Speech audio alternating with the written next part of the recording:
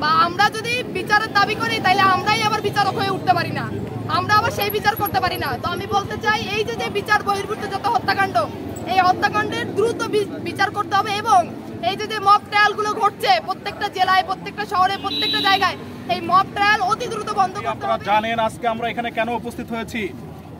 ঢাকা বিশ্ববিদ্যালয়ের মতো বাংলাদেশের প্রথম শ্রেণীর একটি বিশ্ববিদ্যালয়ে রক্তে মাংসের একজন মানুষকে লাঠি দিয়ে পিটিয়ে এক শ্রেণীর সন্ত্রাসীরা হত্যা করেছে। আমরা বরিশাল বিশ্ববিদ্যালয়ের সাধারণ শিক্ষার্থীরা এই হত্যাকাণ্ডের তীব্র নিন্দা এবং প্রতিবাদ জ্ঞাপন করছি। বন্ধুগণ, আমরা দেখলাম এই শিক্ষার্থীরাই কি চমৎকার ভাবে নিপীড়ক হয়ে উঠলো। বন্ধুগণ, বিগত সময়ের যে ফ্যাসিস্ট শাসন আমরা পার করে এসেছি, আমরা মনে করেছিলাম যে 5 তারিখের পরে হয়তো আমরা একটা গণতান্ত্রিক নিপীড়নহীন একটা সমাজ কাঠামো প্রতিষ্ঠা করতে পারবো।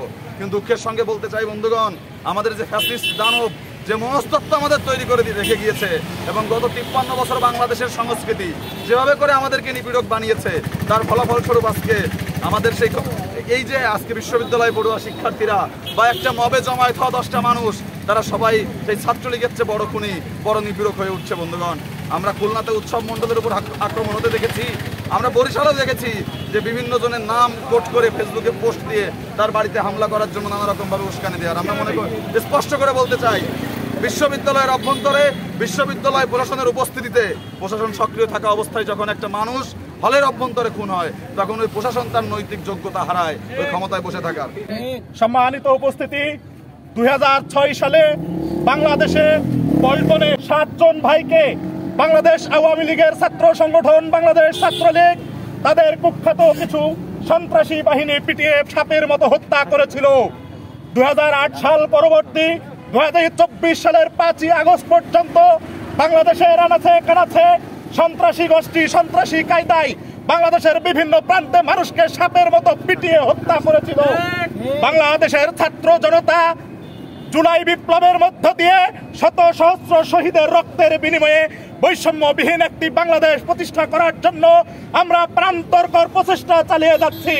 সেই প্রচেষ্টার অংশ হিসেবে আমরা আশা পোষণ করতে পারি, আমরা যে নতুন বাংলাদেশের স্বপ্ন দেখি, যে নতুন বাংলাদেশ আমরা বিনির্মাণ করতে যাচ্ছি, এই বাংলাদেশে কোনো বিচার বহির্ভূত হত্যাকাণ্ড পরিচালিত হবে না।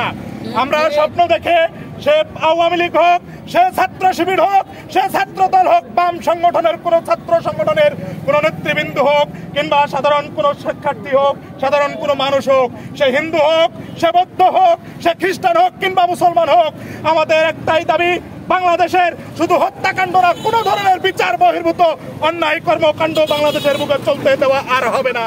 মারা গেছে শিক্ষার্থীরা কিন্তু তাকে ফেলে ওখানে ফেলে চলে আসছে। বন্ধুগণ, আমরা এমন একটা দুঃসময় এসে দাঁড়িয়েছি। বন্ধুগণ, আপনারা দেখুন চারপাশে মক ট্রায়ালের নামে আসলে কত রকম ধ্বংসযজ্ঞ হচ্ছে, কত রকম নির্যাতন হচ্ছে।